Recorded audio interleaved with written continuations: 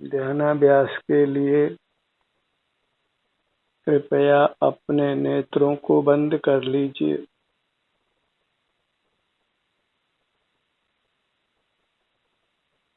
अंतर्दृष्टि कीजिए।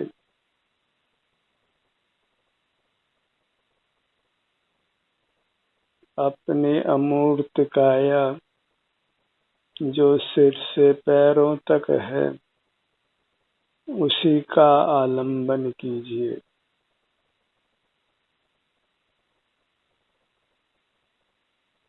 यही स्वावलंबन है जिससे जीव सर्व दुखों से मुक्त होकर परमात्मा होता है।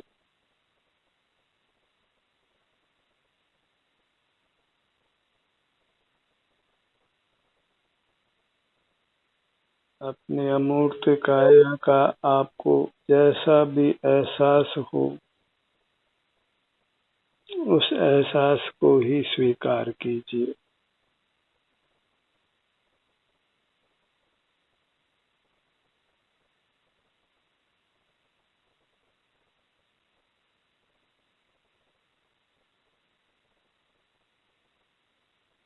अनादि से हम मूर्त पदार्थों के आश्रय से जीते आए हैं।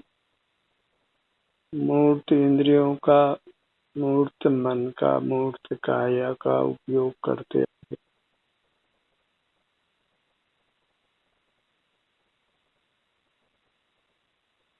और उसी परावलंबन के कारण से हमारा संसार बना हुआ है।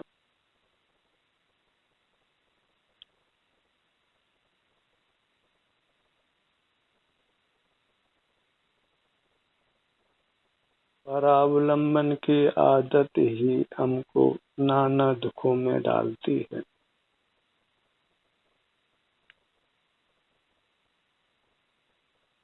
अंतर्दृष्टि कर अपने ही स्वरूप से युक्त रहकर स्वावलंबन की आदत डालिए।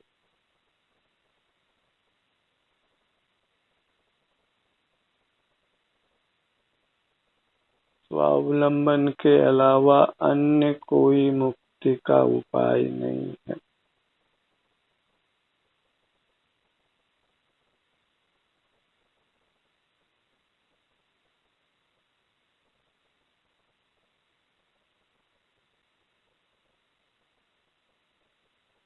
जब हम अपने अमूर्त काया का आश्रय करते हैं तो राग द्वेष की उत्पत्ति नहीं होती। हम वीतराग होते हैं, तनाव रहित होते हैं, शांति का अनुभव करते हैं और हमारी काया स्वस्थ होती है। और जब काया स्वस्थ है तो जीवन सुखी है। काया को स्वस्थ रखने के लिए काया में ही स्थित रहना है। सुखी होने की बस यही शर्त है कि हम अपने अमूर्त काया के आलम्बन से जीना प्रारंभ करें।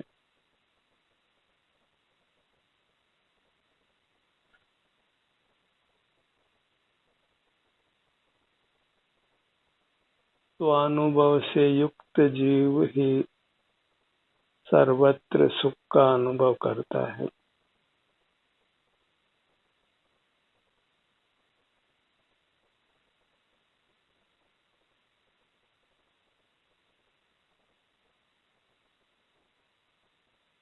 सारे जगत से संबंध विच्छेद करना होगा और अपने आप से ही युक्त रहना है, क्योंकि सारा जगत पर पदार्थ रूप है और उसका आलंबन वही पराधीनता है और पराधीनता ही दुख है।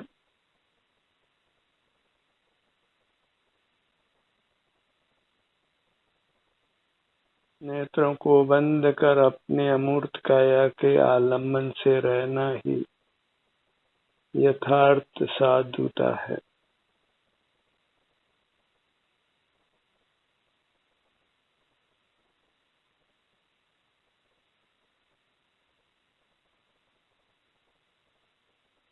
घर में रहते हुए, गृहस्थ अवस्था में रहते हुए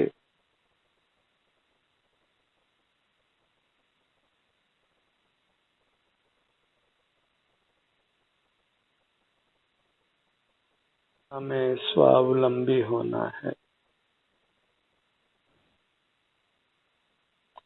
हमें तो बस अपना मुख अपनी ओर कर लेना है।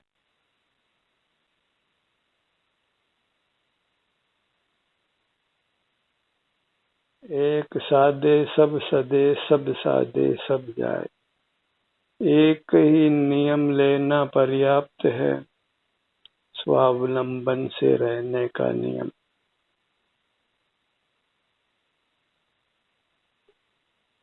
नेत्रों को बंद कर अंतर्दृष्टि कर अपने सिर से पांव तक जो अपनी अमूर्त काया का विस्तार है, उसी के सन्मुख रहना, उसी के आलम्बन से रहना। फिर जैसे भी संवेदना मिले उसी से संतुष्ट रहना। बस यह एक ही वास्तव में मोक्ष का मार्ग है।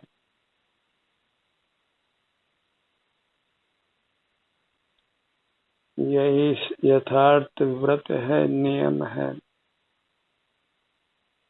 इसके अलावा नाना नियम हमने लिए हैं, लेकिन उससे हम बंधनों से मुक्त नहीं हो सके। स्वावलंबन का नियम ही हमने नहीं लिया, और स्वावलंबन के बिना मोक्ष का मार्ग नहीं बनता।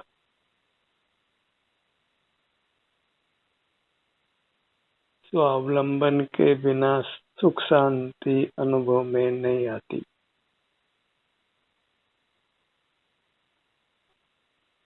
जब हम स्वावलंबन नहीं करते तो जड़ पदार्थों का अवलंबन लेते हैं, और जड़ पदार्थ सुख स्वभावी नहीं है। इसलिए हमें सुख के स्थान पर दुख ही मिलना है।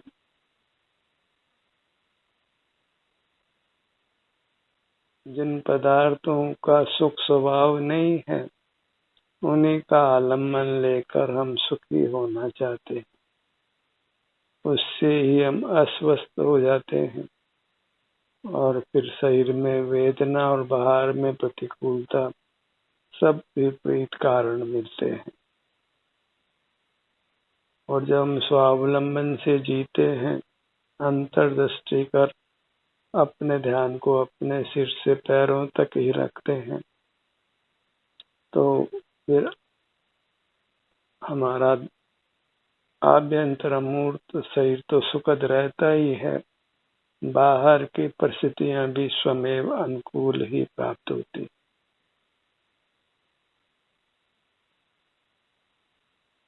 अंतरंग बहिरंग अनुकूलता के लिए हमें स्वावलंबी रहना है।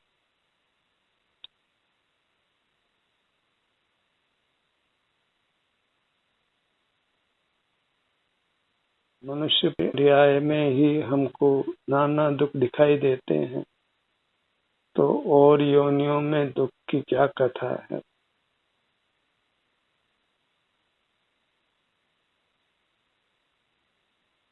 इसलिए बाहर के सुख साधनों में अनुरक्त नहीं होना है। बाहर के मूर्त पदार्थों का आलम्बन समाप्त करना है।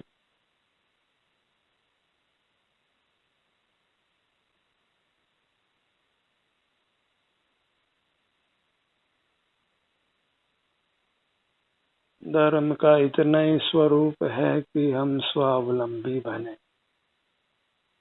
अपने ध्यान को अपने आप पर रखें।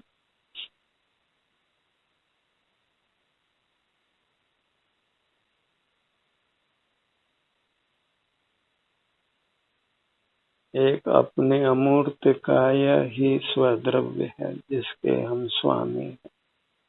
उसी का अवलंबन वह स्वावलंबन है, स्वाधीनता है, मोक्ष है, परमात्मा होना है।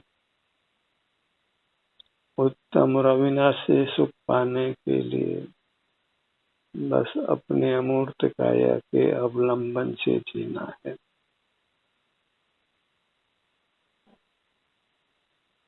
अन्य 1000 लाख करोड़ उपाय नहीं करना है। रोज रोज नए नए प्रयोग नहीं करना है। नए नए पदार्थों का उपभोग नहीं करना है। हमें बस अपना ही भोग उपभोग करना है। अपने पर ही दृष्टि टिका कर रखना है और बाह्य जगत के साथ व्यवहार समाप्त करना है। बाह्य जगत कुछ भी नहीं मेरा और न बाह्य जगत का मैं, यह निश्चय कर छोड़ बाह्य को, मुक्ति हेतु नित्य स्वस्थ रमे।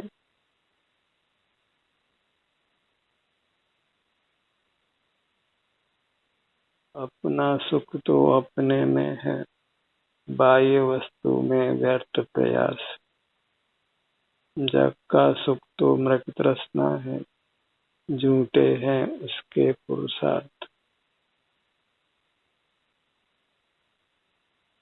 स्वावलंबन अभ्यास से ही सिद्ध होता है।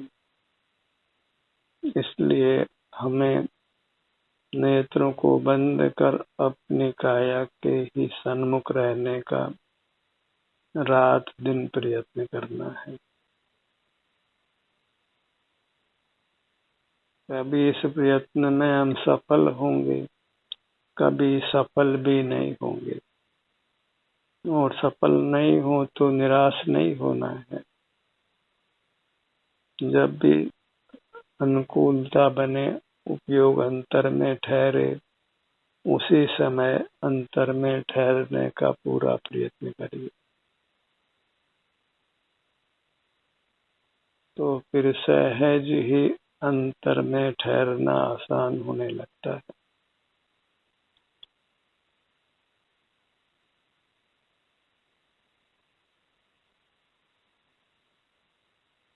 जब हम अंतर्मुख होते हैं तो मोह कर्म कमजोर पड़ता है, तो फिर आगे आगे अंतर में ठहरने में सुगमता होती, क्योंकि मोह कर्म का तीव्र उदय होने पर हम अंतर्मुख नहीं रह पाते, ध्यान नहीं कर पाते। तो ध्यान में सफल होने के लिए मोह कर्म का कमजोर होना, समाप्त होना आवश्यक है। जैसे जैसे हम अंतर्मुख हो पाते हैं, वैसे वैसे मोह कर्म कमजोर होता जाता है और आगे आगे हम सुगमता से ध्यान में रह पाते। ध्यान नहीं कर पाते हैं तो भी निराश नहीं होना है।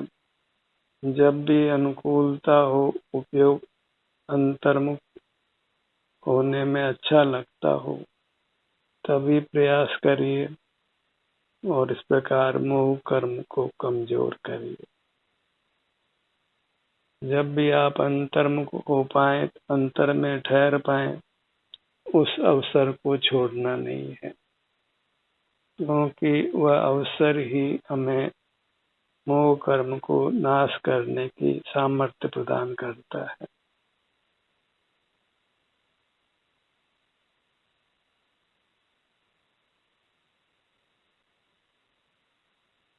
जब भी हम किसी नदी के पानी के प्रवाह में हों, तो पानी की गति जब मंद हो तो हम हाथ पांव मारकर बाहर आ पाते हैं, और तीव्र गति हो तो फिर हाथ पांव नहीं चला पाते। ऐसे ही जब मोह का तीव्र उदय होता है, मोह कर्म का, तो उपयोग अंतर में नहीं ठहरता है। पर ऐसी स्थिति सदा नहीं होती है। इतने अवसर ऐसे होते हैं जब मोह का उदय मंद होता है, तो फिर उस समय हमें अंतर्मुख होकर अपने काया के अवलंबन से रहकर मोह कर्म को नष्ट कर देना है।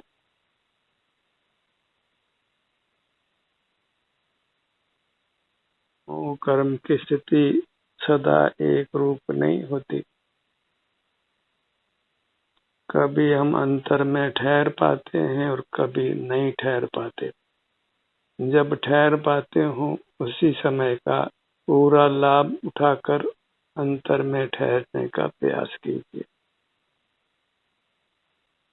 इसी विधि से हम अधिक समय तक अंतर्मुख रह पाते हैं, बार बार अंतर्मुख हो पाते हैं।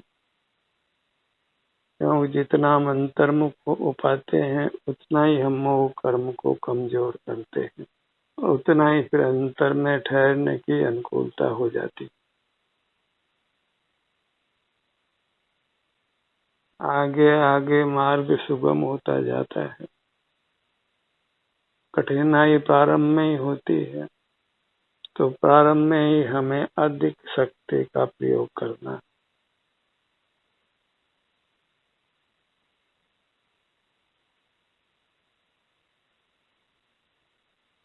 सिर से पांव तक ही अपने ध्यान को रखिए।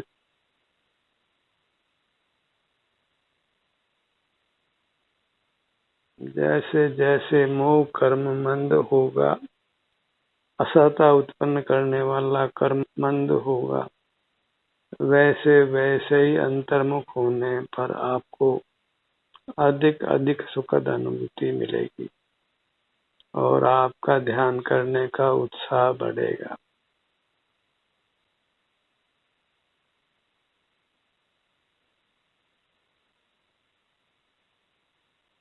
इसलिए ध्यान से निराश नहीं होना है। जब कभी ध्यान नहीं कर पाते हैं तो आकुल व्याकुल नहीं होना है, क्योंकि वो सब परिस्थितियां भी हमें मिलती है जब हम ध्यान कर पाते हैं। उन्हीं परिस्थितियों में हमें अपने में विशेष पुरुषार्थवान होना है।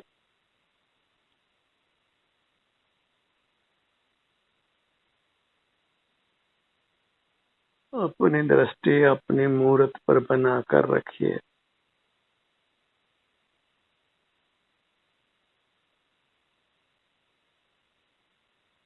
अपनी मूर्त के सन्मुख होने पर फिर अपना ध्यान अपने भले ही किसी भाग पर हो, छोटे भाग पर हो कि बड़े भाग पर हो,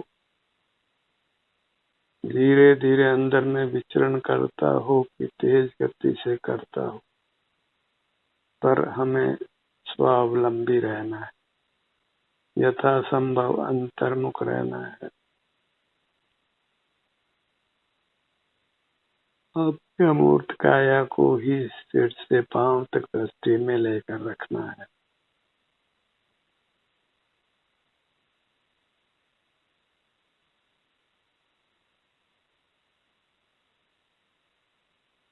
पूरी मूर्त को दृष्टि में लीजिए।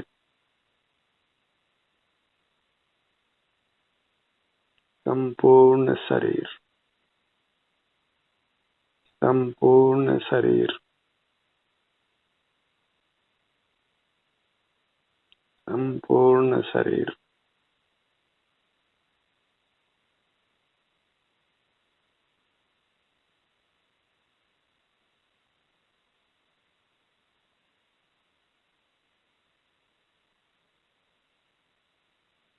अपना जो आभ्यंतर अमूर्त शरीर है उसी को भगवान मानिए।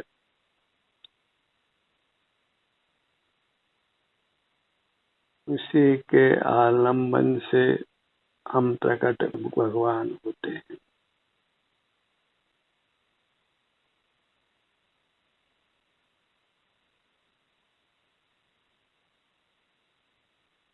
अंतर में ठहरने से ही अंतरंग बहिरंग सब प्रकार की अनुकूलता होती है। जीवन में सुख शांति पनपती है, स्वास्थ्य उत्तम रहता है,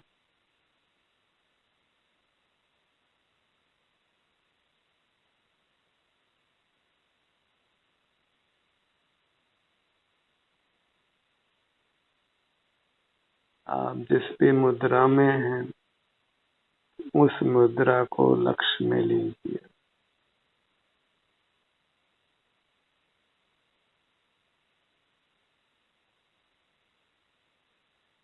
अपने ध्यान को अपने मध्य भाग में लाइए, अथवा तो जहाँ भी आपको सुखद अनुभूति मिलती हो उस जगह अपने ध्यान को लाइए।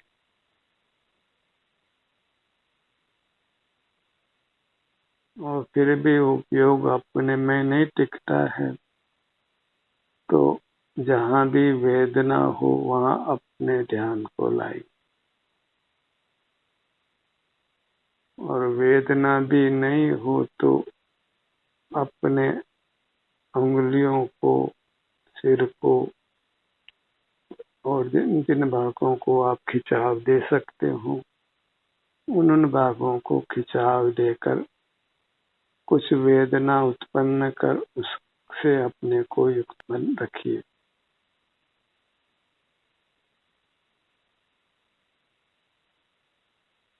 येन केन प्रकारेण हमको अपने सन्मुख रहना है।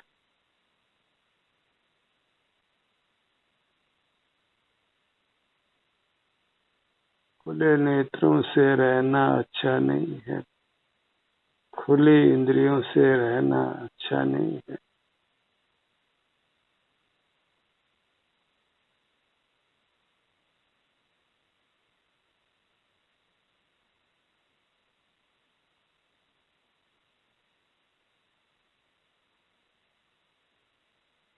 अपने ध्यान को अपने मुखमंडल पर लाइए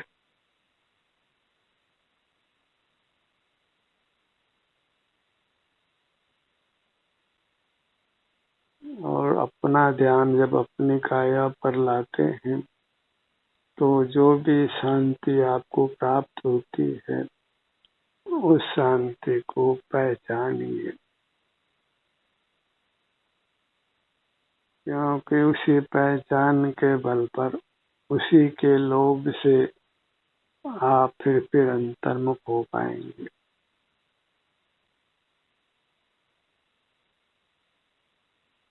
लोभ अच्छा है यदि वह स्वाधीनता से होने वाले अतीन्द्रिय सुख का लोभ हो।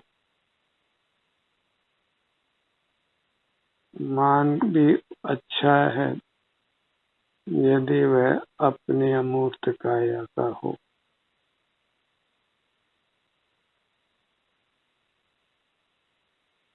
मायाचार करना भी अच्छा है यदि वह जगत को ये बताने के लिए हो कि मानो हम जगत में नहीं हैं।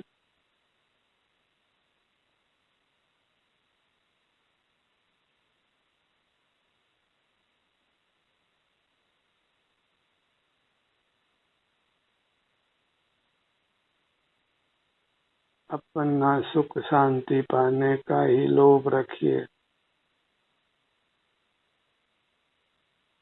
और क्रोध भी करना अच्छा है यदि वह अपनी बहिर्मुखता के प्रति हो।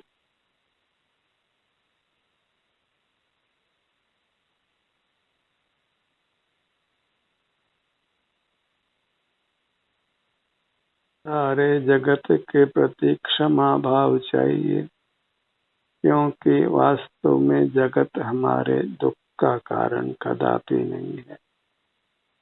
दुख का कारण हमारी स्वयं की बहिर्मुखता है और जब हम बहिर्मुख रहते हैं तो बाह्य पदार्थ स्वमेव ही हमें प्रतिकूल अनुभव में आते हैं। अपनी मूरत, चिन्ह मूरत, प्रभु की मूरत, उसके प्रति पूर्ण भक्ति भाव रखिए।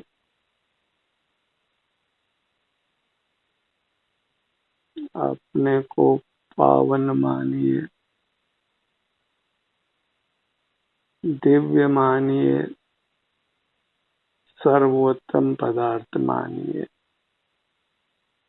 क्योंकि उसी मान्यता के बल पर आप अंतर्मुख रह पाएंगे।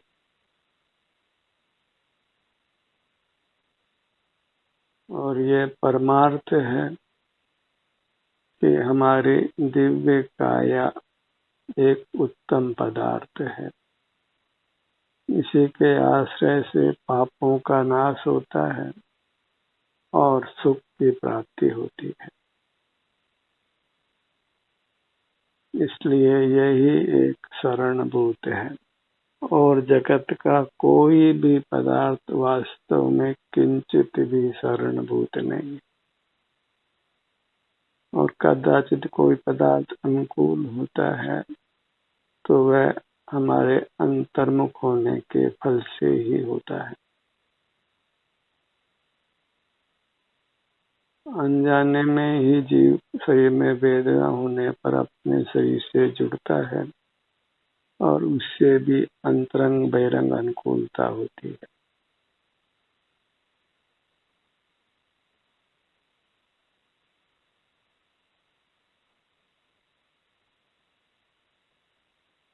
अनजाने में अंतर्मुख हूँ कि जानकर अंतर्मुख हूँ, पर अंतर्मुख रहना है। स्वावलंबी रहना है। मूर्त पदार्थों के आश्रय से जीना वही परतंत्रता है, वही दुख है, वही संसार है। मनुष्य जन्म पाकर हमें स्वावलंबी बनना है। जो अमूर्त काया हमें प्राप्त है, जो कि अविनाशी है, नित्य है, उसी के आलम्बन से जीने का हर संभव प्रयत्न करना है।